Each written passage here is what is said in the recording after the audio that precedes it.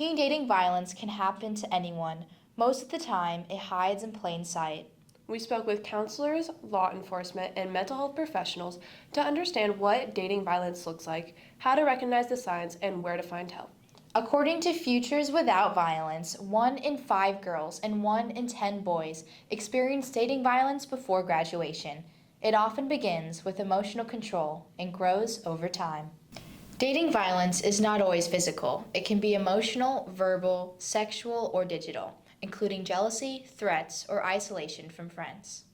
The CDC defines it as a pattern of abusive behavior between teens ages 12 to 18 that can affect mental health, grades, and self-esteem. 68% of teens who experience dating violence say it interfered with their education. Not all warning signs are obvious, but some are.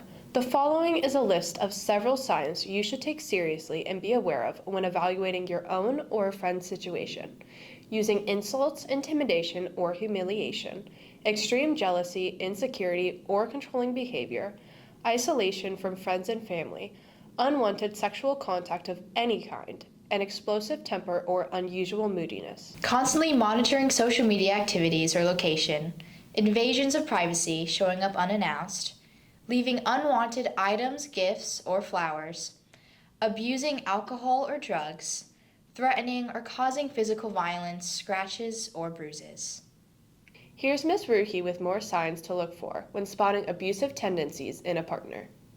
So early warning signs are hard sometimes to identify because they can start small and become larger issues in time.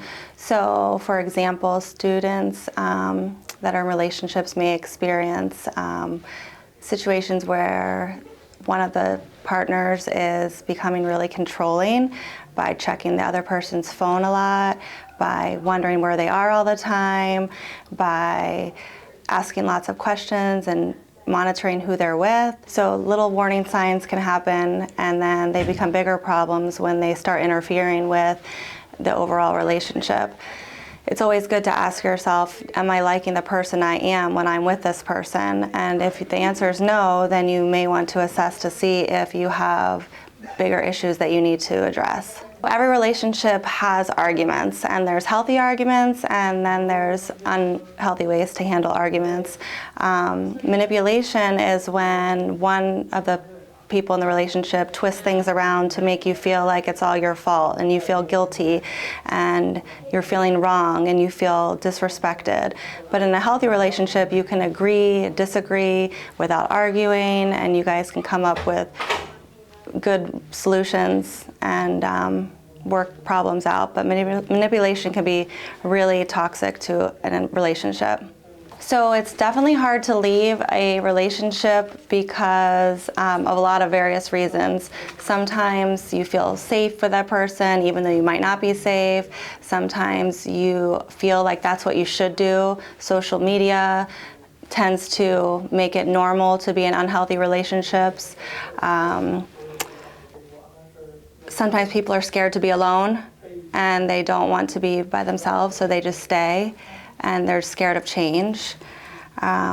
It's a really good idea if you want to try to take a break from a relationship to maybe come up with some kind of plan to let the other person know that you're going to focus on school, or you're going to take a break right now and not be with that person because it's not healthy. Maybe they're focusing on their mental health versus being in a relationship. Please know that if you or a peer are handling any of these issues, or you know someone who is in a relationship that is currently abusive, this is not a permanent stage. At Sickles, every single adult on campus is a trusted adult. This includes our custodians, lunch ladies, teachers, counselors, principal and vice principal, social worker, and our deputy. Please know that any of these people are a resource for you to talk to or communicate with. Mr. Gennaro is going to tell us more about the support our faculty can offer. So students that are in unsafe relationships are kind of like other students that are having many issues, which can be social issues, can be emotional issues. We have social workers here at Sickles. We do have a great staff of school counselors that are here. We do have a school psychologist that comes once a week to Sickles and helps or assists with any kind of mental needs or emotional needs. What I always tell students is if they have a trusted teacher or a trusted adult, to begin there, maybe share with the adult, and then the adult, the teacher, administrator, whatever, can refer to one of us if they feel the need that a student may need further sharing. So when somebody comes and they feel that they need to sit and share, I respond by letting the student themselves know that this is a confidential place, it's a safe place where they can sit down, they can share their needs, they can share their emotions, their fears, or things that are bothering them outside of school, in school, with family, etc. The only time that we have to, by law, we have to report is if we feel a student is in harm or is going to harm somebody else. So other than that circumstance where they may be causing some self-harm or doing harm to others, or others doing harm to them in this type of relationship, we would keep it very confidential with them. Thank you, Mr. Gennaro. I hope that after hearing that, our students feel more comfortable when it comes to reaching out for help. The resource officer on our campus may also be able to provide some insight on abusive relationships and how to handle them. Along with Ms. Patel to tell us all about the mental health issues and signals that stem from abusive relationships. I think a lot of times if someone's getting abused, they tend to blame themselves. And then they think that if they conform to what your partner wants, that the abuse will stop. And it just won't. If you get yourself into an abusive relationship, it turns into a pattern and it will happen again. So even in the good times, because there's obviously good times or else you want to be with that other person, you will fall back into the routine of being abused at some point. And I think a lot of times in abusive relationships, you fall into this little circle of a honeymoon period, a routine, then it gets abusive, then your partner apologizes and you make up, and now you're back in that honeymoon period. It doesn't work that way. Like, it's always gonna be abusive. If it's happened once, it'll happen again. It becomes a crime when you start putting your hands on each other, really. You shouldn't be in a boyfriend-girlfriend relationship getting to the point to where you're so upset with the other person that you're physically putting your hands on them and trying to hurt them. So honestly, right then and there when you put your hands on the other person, that's a crime. Like, a lot of times people want to keep it to themselves. They stay silent. And in what bad situation is staying silent a good thing? It's not. Just find someone you like, and even if it's a friend, it doesn't have to be an adult, just tell someone, open up a conversation about it, and then that might lead to, a path of getting out of their relationship or helping.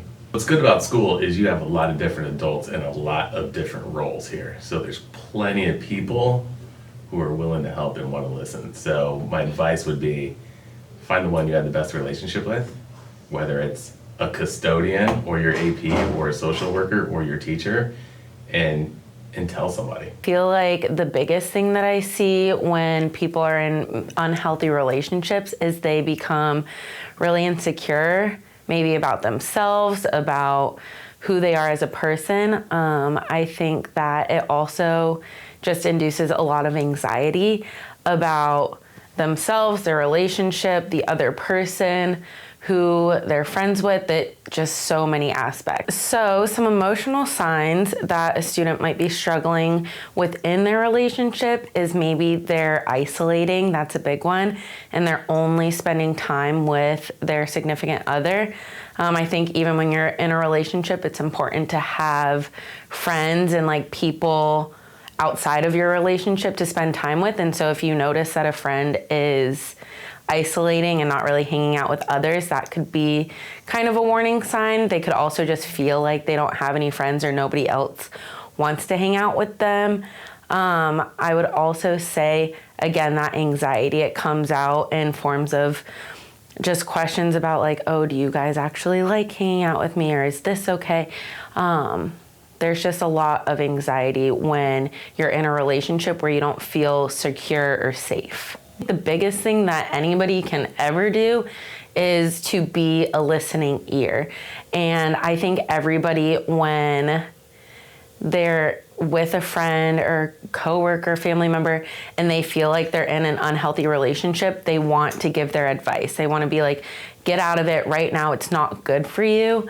But the hard part with relationships is the people in the relationship also know the good side. And so it's really hard to take somebody's advice, even though it might be the right advice. And so I think the biggest thing to do is just to listen and not necessarily input your own thoughts and opinions, and then reach out to an adult, especially for high schoolers. If you are afraid that your peer is in a relationship that is maybe not healthy, a little violent, you should absolutely reach out to an adult, because somebody like me or any of the student services counselors, they are a little bit more prepared for like what conversations around dating violence looks like, healthy boundaries, what to do if you're afraid to kind of leave that relationship. And it's always just a great idea to speak to an adult. There are many resources students can use outside of school as well, including the National Domestic Violence Hotline, available in 170 languages, the National Suicide Prevention Hotline, Florida Emergency Hotline, and the Florida Lifeline.